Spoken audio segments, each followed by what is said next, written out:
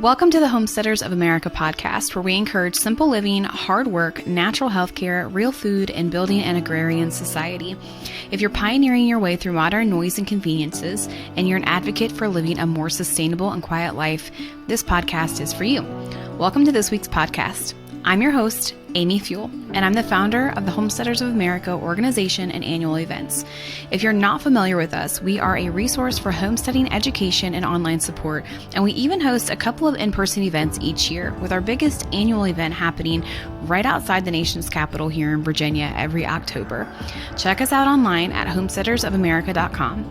Follow us on all of our social media platforms and subscribe to our newsletter so that you can be the first to know about all things HOA. That's short for Homesteaders of America. Don't forget that we have an online membership that gives you access to thousands, yes, literally thousands of hours worth of information and videos. It also gets you discount codes, an HOA decal sticker when you sign up, and access to event tickets before anyone else.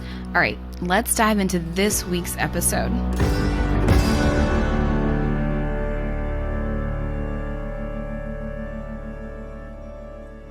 Welcome back to this week's episode of the Homesteaders of America podcast. I have my friend and HOA speaker, Stacy Lyn Harris, with me again this week. Welcome to the podcast, Stacy. Oh, I am so excited to be here. I just love doing podcasts with you because it's like talking to an old friend, and it's just, it's just so real. I love it. Yeah. And so funny story, Stacy and I, years ago when I first started HOA, Stacy and I would get on the phone and just talk and talk and talk and talk. We would talk about life. We would talk about homesteading. We would talk about kids. And so that's kind of what I want to do today. I want to bring, some of that conversation into the podcast today, where we are specifically just going to talk about life. We are both moms. We are both homesteaders. We are both successful and very busy entrepreneurs. And so I want to talk about that a little bit, because a lot of you out there, and I don't think this is just for moms. Like, I think dads could probably find some nuggets in this too. But, the question I get most often is, how do you do it all? Mm-hmm. How do you do it all? And so when I was thinking about who to bring on the podcast for this, I thought about you, because years ago, it's so funny, you told me something that I laughed at. And I was like, you know what? No other woman has ever said this to me. You said, you told me, you were like, I need sleep. And so I sleep until like 8 o'clock in the morning. And then I'm thinking, like, all these other moms are up at 4 and you're telling me I can sleep till 8. So I thought you were the perfect person to bring on for this. So why don't you kind of just give our listeners a rundown real quick on who you are? I know you've been on here before, but some people might be listening for the first time, and then we'll get started. I don't even know where to begin. I'm not even sure today who I am, but I'm Stacy Lyn Harris, and I'm an author, blogger, TV host, and, entrepreneur. Like, what you were saying a few minutes ago, I have 7 children and a husband, and most of my kids, gosh, when we started talking, I was in the throes of homeschooling, all of them. And now I'm really just only homeschooling one and helping the other ones facilitate school, college. And some of them are, grown and out.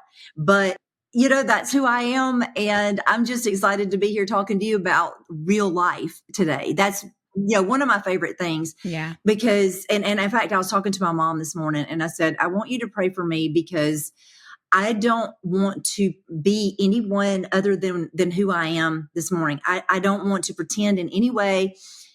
I want it to be totally raw, and I want to encourage people. I do not want them leaving discouraged. So whatever that means, that's what my hope is, for today. I think it'll be great. I have no doubt. That is my expectation. So, all right. So let's get started. Tell me a little bit about your entrepreneur journey.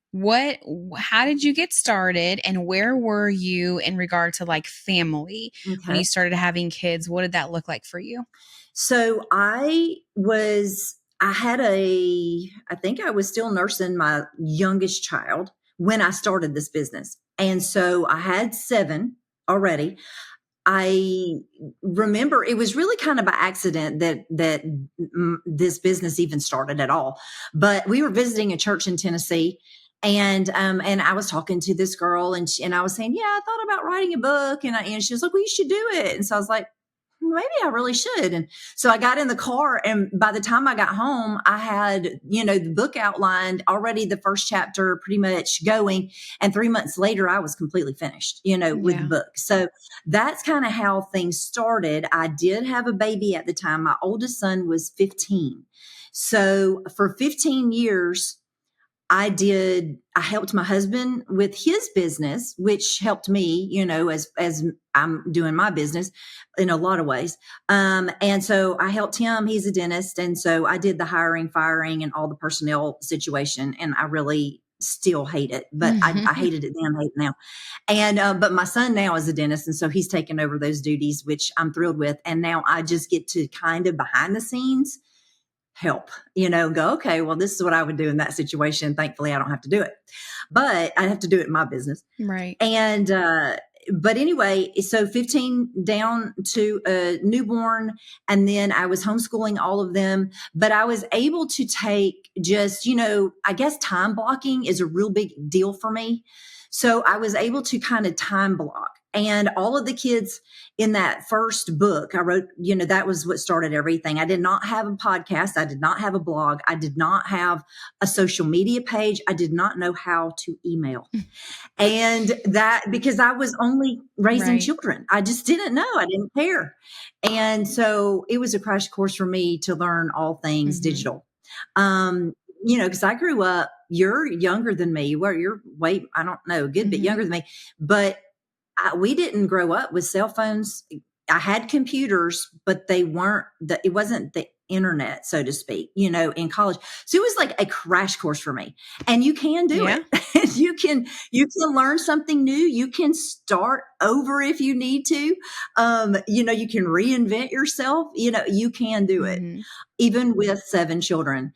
And the thing that you kind of touched on before we started talking was that I did have my kids involved. So as soon as I would write a recipe, because the first book was strictly like a wild game and gardening cookbook, they would start cooking the recipes. So I would, write it up. They would test it and, clean the kitchen afterwards, after me, and so I had all of the kids doing stuff.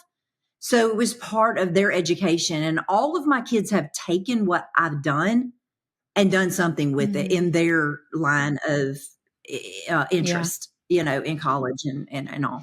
Yeah. I remember, I guess it was the last time you were at the Homesteaders of America conference during a Q&A panel, someone had asked the question about kids and business.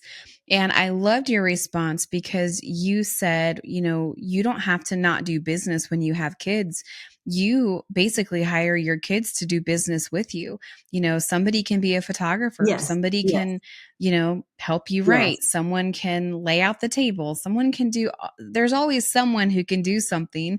And of course, they're not going to know how to do it in the beginning, but it's just something you teach them how to do along the way. It's kind of like, even just being in the kitchen as a mom, right? You always have somebody tugging at you, wanting to follow along. So I wonder, I can already hear all the moms, especially saying, well, how do you do that? How do you, especially even with just one child, but especially 7, how do you train children to go to your business schedule? So like, what did a typical business day look like for you? And how did you train your children to follow along and be cooperative in that?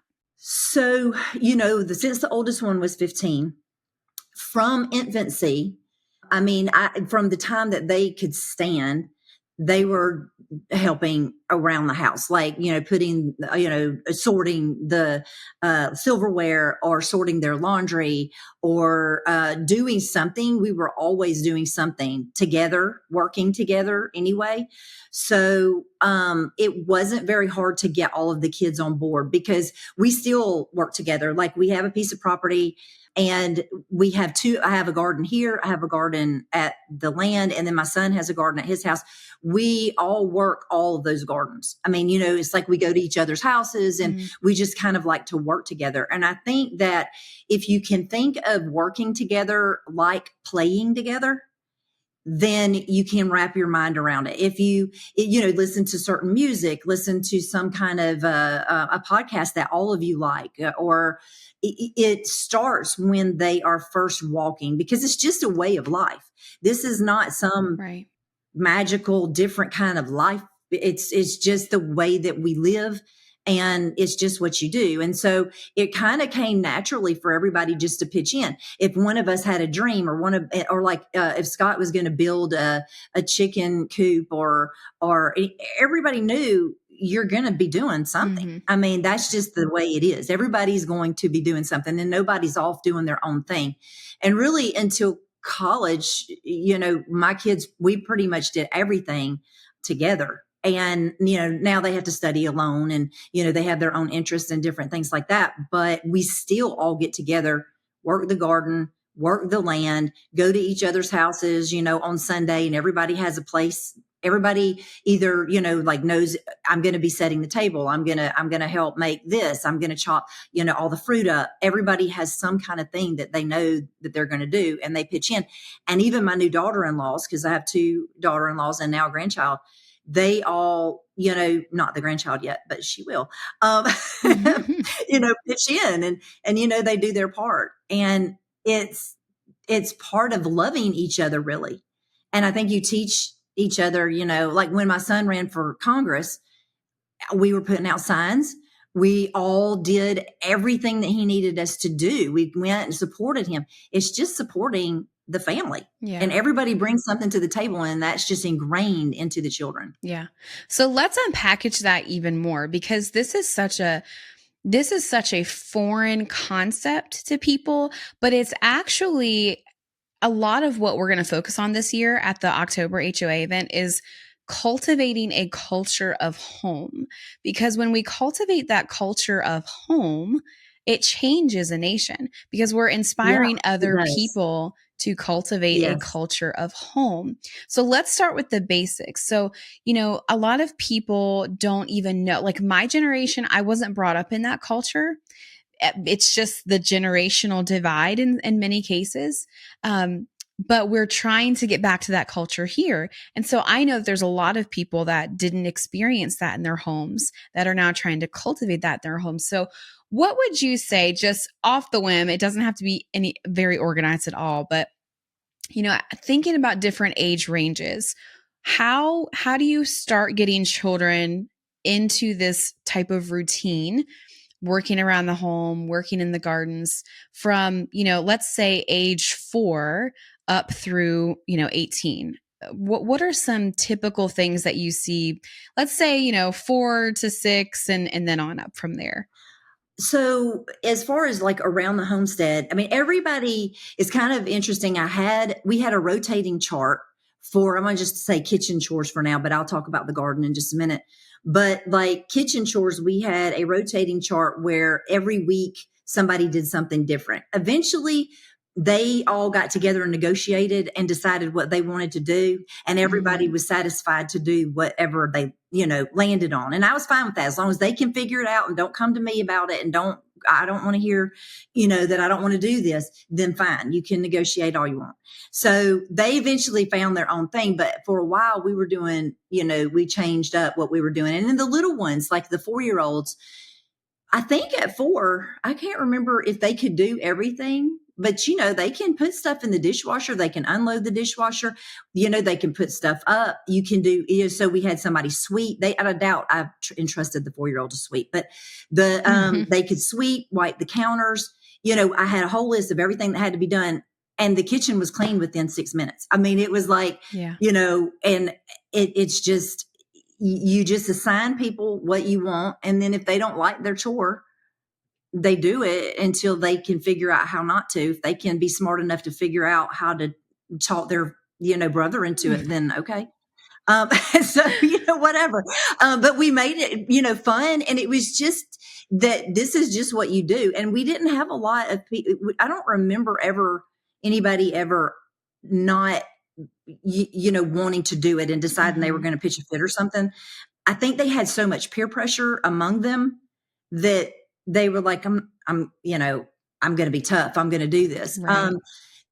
The thing the thing about the garden, for instance, we did not make our children do the garden.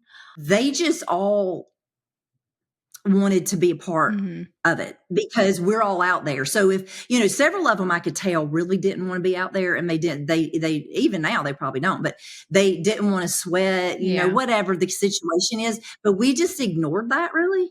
And they came out there, and if they didn't come out there, then they missed out. And I did, I was like, you're just going to miss out. Even cleaning the kitchen, it's enough peer pressure that if you're not in there, you're missing out because we're talking about stuff.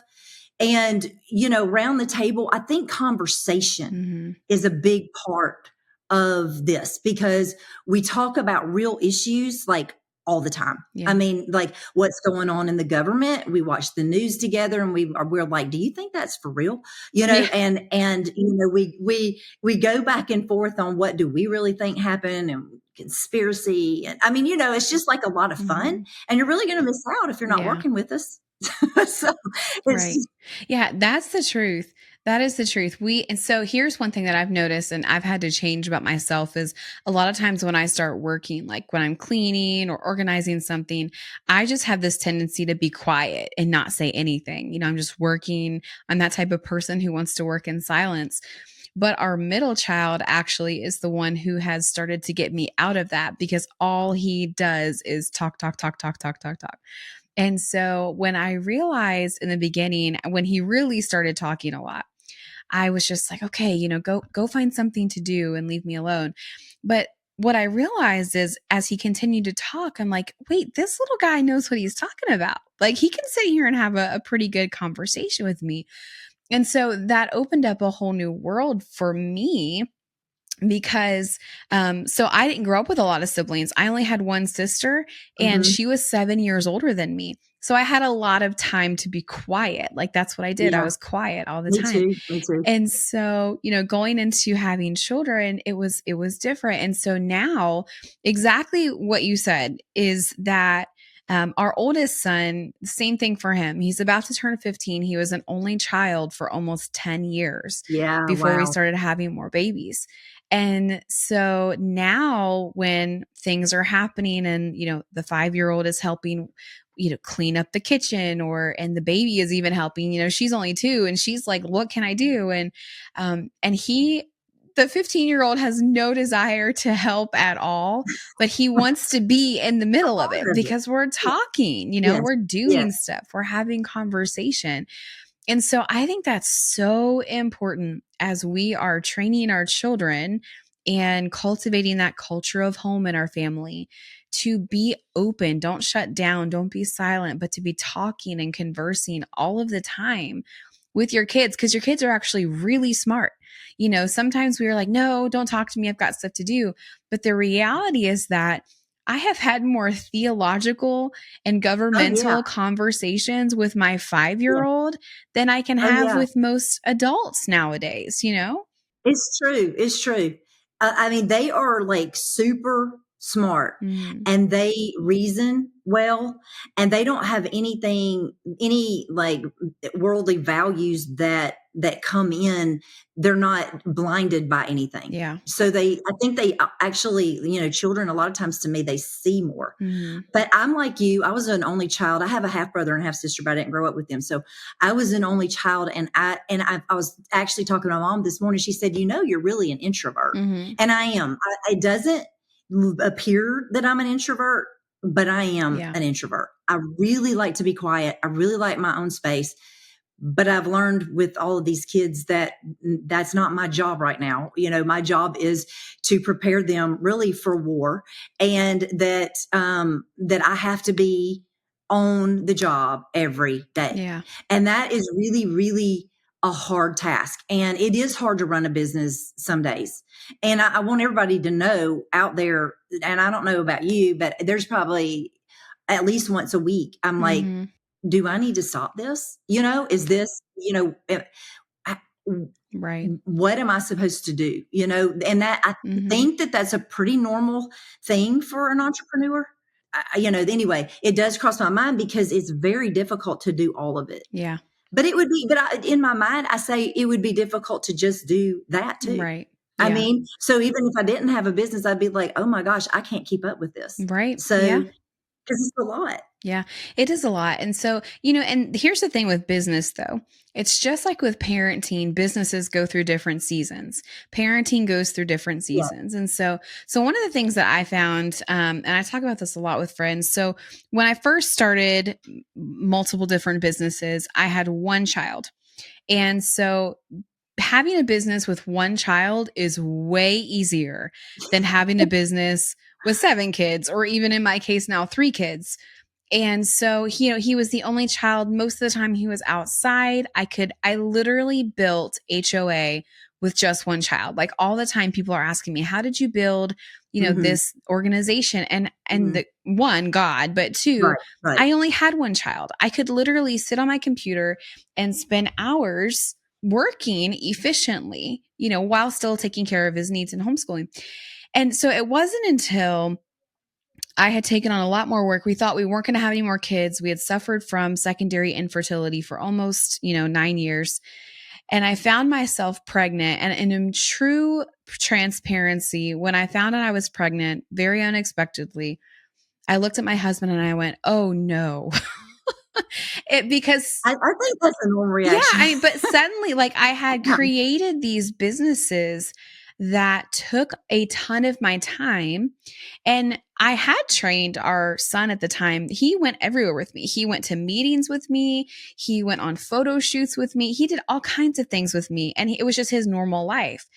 But Mhm. now I was pregnant. I was going to have another baby. I'm like, how am I going to do this? And so my season shifted. So I now had a newborn baby. So now my work days were from 10 o'clock at night to 1 o'clock in the morning while the baby was sleeping. Oh my And goodness. it's the only time I know, right? Because you need sleep. I can't live without sleep. But I mean, I couldn't live without sleep either. But he was sleeping like 3 to 4 hours in chunks during the day, to where Yeah, I actually yeah. did sleep when he slept. I didn't do the laundry when he slept. I actually did sleep when he slept. And so, during that season of life, I don't know how you did that having the bigger baby too. well, yeah, so our oldest son was 10, so he was actually quite a big Yeah, help okay, at that time, and okay. a lot of times he went to work with his dad, okay? So Yeah, so it was more like just having a new baby and not really having a lot of other kids around. So it wasn't until our 3rd child came where I literally could not accomplish anything. I was like, yeah. well, she's not sleeping at all. She was sleeping like 2 hours a night. I'm not sleeping at all. I can't even nap when she naps because we literally have no Mhm. clothes to wear because she never naps and I've Yeah, got to do laundry. It was kind of that crazy season of life while being an entrepreneur. And of course, I had other people working with me at that time doing different tasks and things. But, there's nothing like the leader of a company doing the things that they need to do. oh yeah, And so I had to start implementing different things. So, like, yes. block scheduling. I Mhm. was not afraid to say, hey, Mark, my husband, could you stay home today so I could accomplish something? Or could I get my mom to come? Or, have a babysitter for a couple of hours? That was the very first time in my entrepreneurial career where I actually had to bring in help, but not every day. It was just, one day a week, Right. sometimes 2 days a week. Like today, I have someone here watching the kids so they're not, running through the door with their underwear on, things like that. And so I have seen so many different seasons of business with children, and they Mhm. have all worked so very differently. And I think that's the key, is finding where is your balance, right? Like Yes, your yes. balance might be you have kids that can help you and you're able to do it, or your balance might be I've got to do it all at night, or your balance might be okay, I need to bring in a little bit more help. But there is a balance that you can find, and it just works differently for everyone. Yes, I totally agree with that. And sometimes you may have to change what you're doing. I mean, which you're saying, Mhm. but you may have to think of another alternative. Like if you can't schedule like to make videos all at one time, then you've got to figure out, well, how are you going to do that? Or maybe you don't need professional videos. Maybe you just need this kind. And it's all such a big juggling game.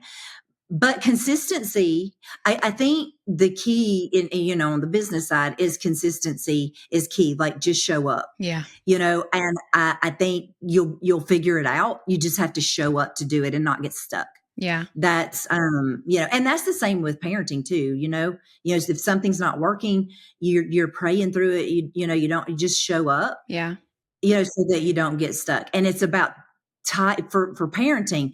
I think if I have one simple thing to say, when you're having a homestead and having a business and all that, is to tie strings. Yeah. And to work hard at tying strings, because the relationships that you have with your children, that's what's going to keep them. That's what's going to guard them, protect them. And it's not your discipline. It's not your structure. It's not homesteading. It's not anything. But of course it's God. Right. And tying strings with your Right. kids. It's the relationship. So you may not have a homestead. You may go play golf every day.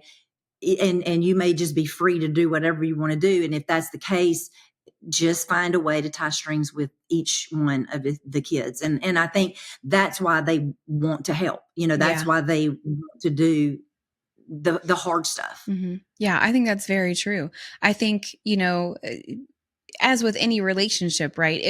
If your husband wants you to help him with his projects and his business and grow things with him, well, if he's not giving you any kind of relationship and he's just asking from you over and over again, you're not going to want to help. You're not going to want to give. You're not going to want to do these things.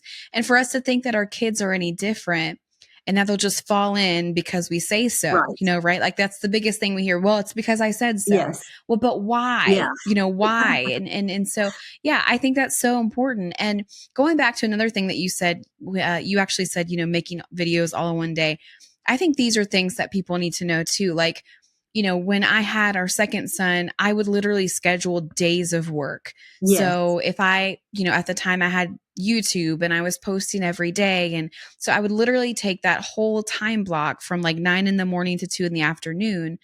And everyone knew what the schedule was. Everyone knew what they were supposed to be doing. And I would record all the videos for the whole month. And from there, all I had to do was editing. And so I could do that anytime. I could do that while the kids were eating lunch. I could do that while they were doing school. There's just multiple different times. And so, at the end of the day, yes, what you just said was sometimes our businesses have to change, right? Yes. Like our first important thing in life is our family and our kids. Our first ministry is our children and our family. And so often, we, especially moms, can get frustrated when you have a business, whether it's a homestead business or just business in general. And, you're not able to put that time into your business. Well, maybe your business structure needs to change. Maybe your business organization needs to change. And at the end of the day, that's something that we all have to kind of reevaluate is how is this running? It's not working. Something has to change.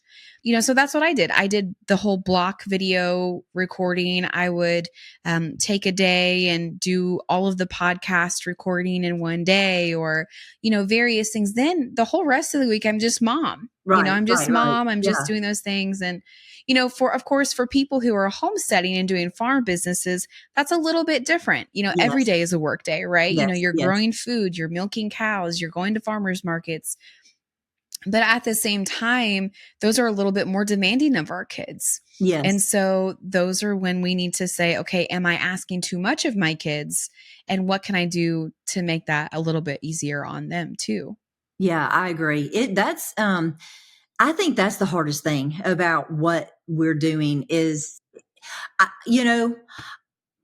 could probably, in my mind, I think that I could be further along than I am. Like if I didn't, if I did this or I did that or I did this and that. But the thing is that when your priority is your family and your children, then it isn't God's plan for you to be away from them all the time or to be further along. Right. And what you would have accomplished or would have done possibly, it's all going to burn anyway. It doesn't matter. And I think that that's where you have to go you may not be able to have the same ability to get somewhere as fast or even go to the same place as someone that doesn't have a family or that doesn't have that priority in their life.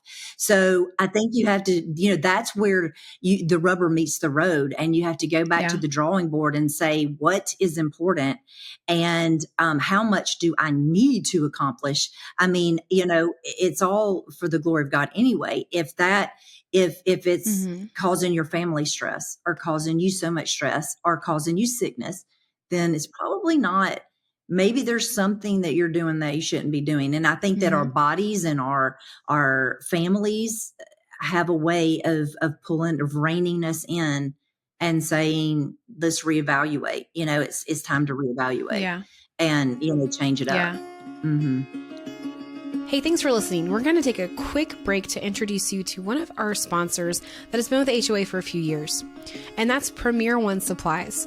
At Premier One, they've been providing electric fencing and electric netting, sheep and goat supplies, clippers and shears, ear tags, poultry products, and expert advice for over 40 years.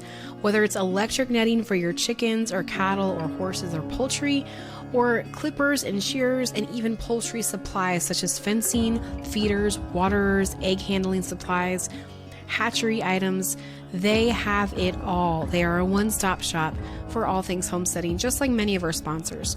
Check out Premier One Supplies at premieronesupplies.com, and don't forget to check them out at the HOA event this year.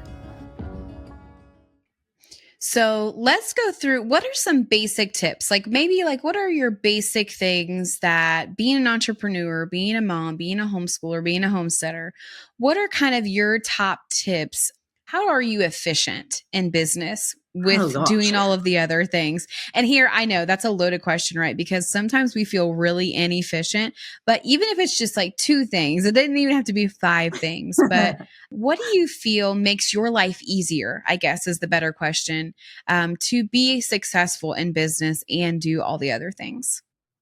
Well, actually, probably I've never really thought about it. I probably should have. But but probably my time alone with God really is that, and at the same time, because I feel like that, I'm his soldier, and he's the leader of the army. He's telling me what to do. It's also my planning time. So I always have my calendar, right next to me, during that time, because I'm going to know what it is I'm supposed to be doing. I think that has made me the most efficient, because I'm not wasting my time doing stuff that he didn't call me to do. And I probably am actually wasting some time doing stuff that I think should be done that really probably, I'm just afraid if I don't do it that I'm going to fail, but I need to take that step. Planning is important. And actually, this is another thing that I completely believe in. And I'm going to try to implement this. I don't feel like that. I know that I don't do this correctly, but having planning days, that would change my life radically. Where if I had a day that I could devote, but as we all know, when you have a garden that has to be tended to, the weeds have to be, pulled. You've got chickens that have to be watered and, make sure that they're fed. You've got plants around that need watering. 3 meals a day, people stopping by. It's very hard to have a day like I'm late on my taxes right now because I can't find 2. I need 2 solid days because in this business, I have money coming in from all kinds of places. I'm spending money in all kinds of places. And it takes a long time to do my taxes. Yeah. So, maybe if I had a better system, but I'm not that person. So, right. Anyway, but to find, a day that you could plan, and then taking a day to rejuvenate. That is something that I don't do, that I know if I did, my work would be so much better. My performance would be better. My speaking ability would be better. I wouldn't have this confused, cloudy mind. I think that is something that I'm going to implement, and I'm going to start putting in my calendar before I ever plan anything else. It's just the rejuvenation day. It's to recreate myself, to play with the kids, to just play and get back, my mojo, because I get burned out, really burned out. And that's dangerous because at some point when you're super burned out, I've read, psychologists, books and stuff. I was actually a psychology major, so I love those kind of books. But it's like, it says you at a point, you'll never be the same again. Mm-hmm. You will not be able to have that same personality that you've had before. Yeah. And I think it's really important for people not to burn out. I mean, it's, Yeah. Yeah, and you you do. do. And I'm actually getting ready to publish, by the time this comes out, it'll be published already, but I have another podcast of my own called Homesteading for the Kingdom.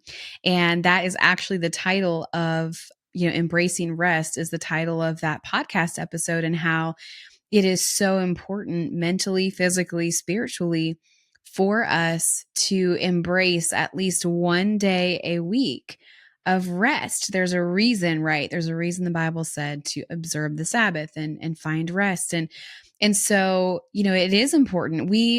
I go into a story. My sister actually told me this story when I was preparing that podcast message, where back in the 1800s, there were these gold miners. There were multiple groups of gold miners, and they were trekking across the United States to California to a new location. And so out of all of these groups of gold miners, there was one group, and every week, once a week, they would stop and rest from sundown on Friday to sundown on Saturday to observe the Sabbath. It was their day of rest. They just rested that whole time. They actually made it. They were the only group who did this. They actually made it to the destination 20 days before any of the other groups. Way. 20 days, because even though they stopped every Friday through Saturday evening to rest, they were more rejuvenated. They had more energy. They were spiritually and mentally and physically rested and energized. Mm-hmm. And so 20 days before any other group made it, they made it. And so a lot of times we can do that as moms too, right? Like there's no rest. There's no rest for the weary. And, yes. but we actually have to be intentional in that time. Even, so like my day of rest, generally it's Saturday, and I don't do anything. I don't go out to the garden, unless I have to.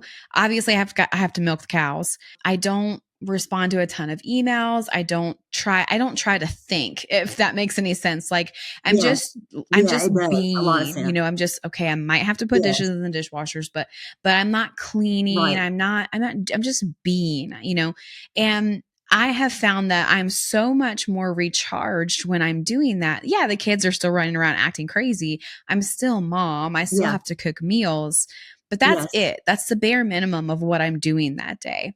And, so it's made a difference in my life to just be mom, just at least one day a week. I'm just mom. I'm not homeschool teacher. I'm not, businesswoman. Right. I'm not any of these things. I'm just mom, and that's it. And so that is life-changing, especially as an entrepreneur. Even if you don't have kids, just being still and resting changes things. And, planning for me is also a big one. I have a planner that like 5 different people can see, just so they can remind me when I should be doing something, one of the other things that really helped me was hiring a virtual assistant. And I really don't think I could do, I always tell people this whenever I'm coaching them in business: you're going to have to hire an assistant before you can afford an assistant. And if that's true. If you want to, continue growing the business, you're going to have to take a pay cut. You're going to have to hire an assistant, and then more work when it starts getting done, then you can give yourself a pay raise, right. And it grows from there. And so one of the most powerful things that our growth in business has come from hiring virtual assistants or even local assistants that can do the grunt stuff, right? Like responding to the emails that you don't have to respond to, or keeping track of your schedule, or, planning events. Like this whole podcast is planned by our amazing podcast company that we've hired. They send out the emails, they invite people, they schedule everything. And all I have to do is hop on here, right? And just talk to Stacy, Yeah, and that's which all I is have to do. oh, that would be so great. And I've hired people, like I don't like to edit, so I hire editors for, like in any of my video work. But then I'm like, should I be doing that? But then it's like, I'm Mhm. not going to be good at it. I don't want to do it. Right. And, so but then it's the expense of it. And I'm like, it's really hard to Mhm. decide, okay, I'm going to pay somebody, to do this because, you're Yeah. taking money out of your own, pocketbook. But, and then I have a hard time knowing what can I give to somebody else to do? Mhm. Because like emails, it won't be you. And, Right. so it's like, how do you do that? I mean, Yeah, and I guess it really depends on the business too. yeah, For different businesses, obviously it doesn't make sense. But see, I had a hard time with that with my wellness company that I have. So I have, a wellness company that's attached to our farm where, it's herbalism and gut health and all these things. And so I'm like, when people this just happened recently. So this was just like a mind-blowing revelation for me. All of my correspondence with people was normally through email or messenger. And it took time. It's, typing out stuff takes a lot of time. And it so, does. but being stuck in that, I was like, I don't know how I could give this over to somebody because it's me. Like I'm the doctor essentially, Yeah, I'm the yeah. herbalist who's giving this information to people. And so, but I reached a point where I'm like, if I don't hand something over or change the way the business is run, the business is going to flop because I just have so many people that Mhm. need help. And so, I was praying about it and I realized, why am I talking to people through Messenger and email all the time?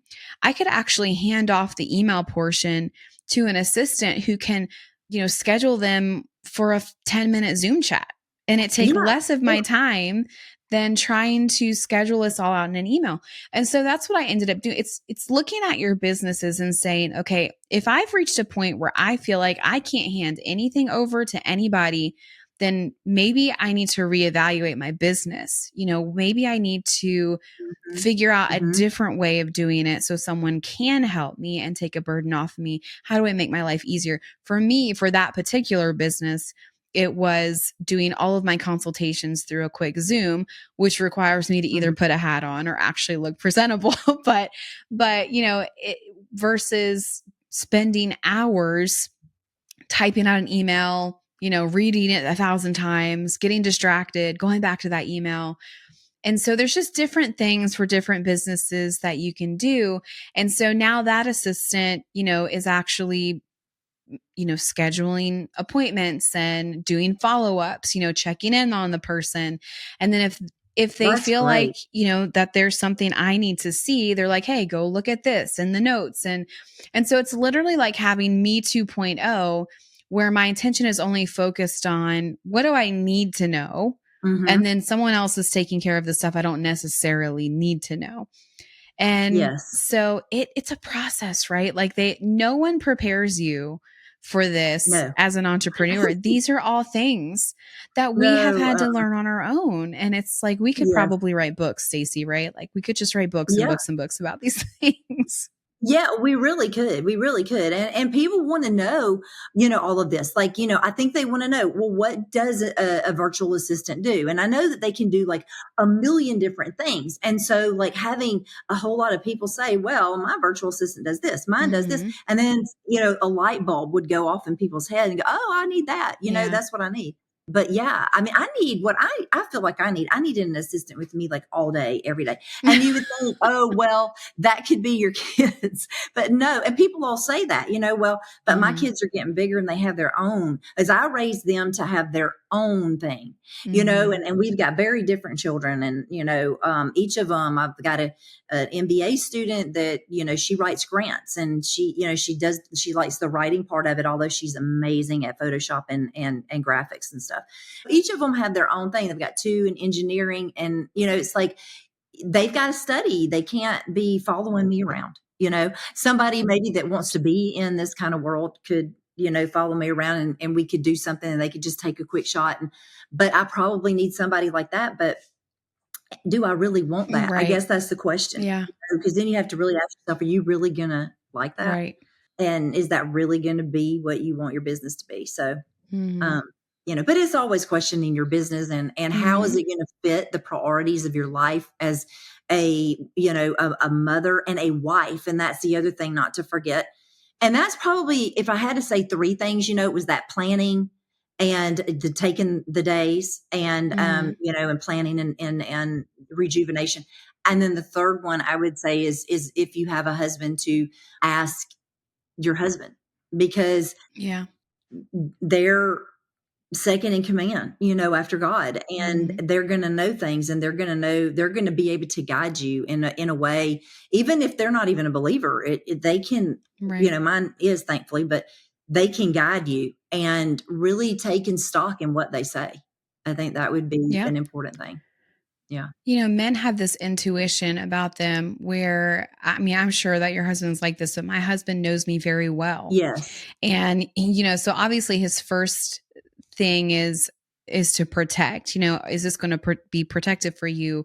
Are our children protected in this, whatever the decision is? Or is more time, you might be putting more time into something, but it's really going to stress you out if you do this. And so a lot of times husbands look at it from the complete well-being of the family and of the wife and of the husband. Of course, this is general. Obviously, there are husbands that abuse that Yes. in marriages and stuff. We're not talking about that. They, like, my husband is always, I will ask him, what do you think? And most of the time he's like, I really don't care. You just Yeah. make your decision, whatever you want to do. I know. But, there are times when he's like, I don't think that's a good idea. And Yeah. those are the times when I listen, or I'll be stuck, I'll be stuck in something. Like, don't ever forget that if you're married, your spouse is literally your first business partner. I think Yes. so many people like to exclude their spouse. They're like, this is my thing. I want to Yeah. do this. But it's Yeah. so much easier, even if they're not your business partner on paper, to just run stuff through them, because so often our minds are thinking about 10 million other things, especially if we are homemakers and homesteaders, that sometimes they can just say something because they're on the outside looking in, right? They're seeing Mhm. everything that's going on regularly, and they'll just say one thing, and it could be the simplest thing. And you just be like, oh, why didn't Yeah. I think of Yeah. that? Yes. Why Yes. didn't I think of that? I had that happen. I went out to the garden. I sat down and I just said, I'm just like completely overwhelmed. I just can't do all this. This was a couple of years ago. And I said, I need a schedule, like a schedule that every day it looks like this or something. And he was like, Mm-mm. your days are never going to look the same ever. And so, it was just like revolutionary, and he was like, don't even really try to make them look the same, because it's not going to Yeah. look the same. And all you're going to do is be frustrated. And I was like, I guess so. And I mean, it's like, how can I not think of that? That's just common Yeah. sense, with my world. Yeah. And, the thing is to be okay with that, right? Like, I think Yeah. so many people want their day to be routine and perfect. And yes, there's something to be said about routines, getting up, making your bed, brushing your teeth, making breakfast, doing, yeah, I'm not talking about those kinds of routines, but wanting your whole day to be routined. And the reality is that the culture of home is Yeah, that it's not routine. nothing is, yeah, it's not. And so, yes, you can schedule, you should try to schedule things to some degree, but giving yourself and your family grace that Yes. it's probably not going to look like this, or I'm probably not going to get done all the things I wanted to get done. And that's okay, because tomorrow's another day and we can do it over again. When I make a list during the day, I highlight the top 3 things that I Yes. have to get done today. What are the Yes. 3 Yes. things I have to do? And as long as those 3 things get done, everything else is bonus. That's right. That is really great. I do that too, and I have kind of forgotten about that. I need to go back and do that. But when you were saying just now that every day isn't going to may not look the same. You can plan, but it may not look the same. It's the same thing as parenting. Like there's Mhm. no pat answer. People might ask you, and I would have Right. an answer probably that I would do if somebody came up and said, well, what would you do about this or that? But the thing is God doesn't want us to have pat answers. He doesn't want our Right. schedules to work out all the time because we're not going to be dependent on him.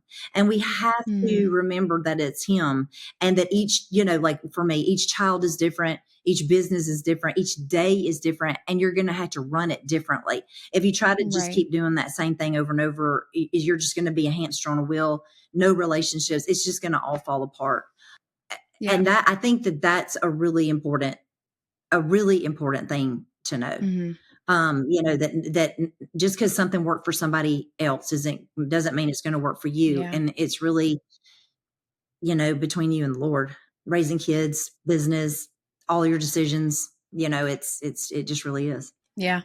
Yeah, I agree. We live in a world where especially moms, are inundated when you get on social media with, buy this digital planner, do this digital plan thing, do, all of these things. Like let's add all of these planner things to our life and think that it's going to keep us Yeah. organized. But we forget that we actually have to fill out those planners, and half Yes. of us don't Yes. even And get to then that life point. happens. Right. And then life happens and then we have to change it. And so at the end of the day, I think the biggest thing is to just give ourselves grace, give our kids grace and mercy. Yes. Because, yes, just Hmm. like homeschool, you're going to have days where you just don't teach anything. It's just a free for all day because the kids are just acting up and they need something different. They need some kind of different stimulation. And so business with kids and business on the homestead is exactly the same. And at the end of the day, it will all get done. It just might not get done the way that you wanted it to, in the way that you That's wanted it right. to, in the time frame that you wanted it to. That is so true. That is true. Yeah. Yeah. All right. Well, I've kept you for almost an hour. Is there anything else that you would like to say to mamas and parents and entrepreneurs and about anything about what we've been talking about? I do have one more thing because we were talking about I think 15 minutes. I don't know why this just popped into my head, but I have a blog post about this. But we used to do what, I call like a 15-minute rule. And it was like for every hour that you're spending on hard stuff. So like say that you are all in the garden, which we would never be out there an hour, especially with a 4-year-old or anything. But if you're out there for an hour or you're working, cleaning the house, doing whatever, take 15 minutes to go outside and play Mm-hmm. or play with baby dolls. It depends on where your children are, in life, or just say, hey, let's meet back up in 15 minutes, go do whatever, Mm-hmm. and come back. And I think that really kept our family sane, a lot of times when there were really, really big work days, or say like we were shooting for a show and everybody was going to be coming. And there's like deep cleaning that has to be done for that. And, and all that, just like 15 minutes as kind of like a reward system. And then, of course we paid our kids. And so that helped, at least for those kinds of things, Mm-hmm. or some offer of, hey, we'll go swimming, whatever. So I think that having something like that to look forward to, and several of my kids and my husband is a big look forward to Yeah. type person. They need something in their life to look forward to. And that will go Yeah. a long way. Yep. I absolutely agree. Awesome. All right, Stacy. Well, thank you for joining me once again for this week's podcast. I've really enjoyed having you. You guys, if you have any questions, you can always ask on the YouTube video or the podcast. Any notes that we need to make about the podcast will be in the notes section on YouTube and on the podcast streaming platforms. As always, don't forget to subscribe to Stacy. She's got all kinds of stuff going on, lots of fun books, an amazing social media account. So make sure you follow her at all those places. We'll link below. And until next time, thanks for joining us and happy homesteading. Hey, thanks for taking the time to listen to this week's Homesteaders of America episode. We really enjoyed having you here. We welcome questions, and you can find the transcript and all the show notes below or on our Homesteaders of America blog post that we have up for this podcast episode. Don't forget to join us online with a membership or just to read blog posts and find out more information about our events at homesteadersofamerica.com. We also have a YouTube channel, and follow us on all of our social media accounts to find out more about homesteading during this time in American history. All right, have a great day and happy homesteading.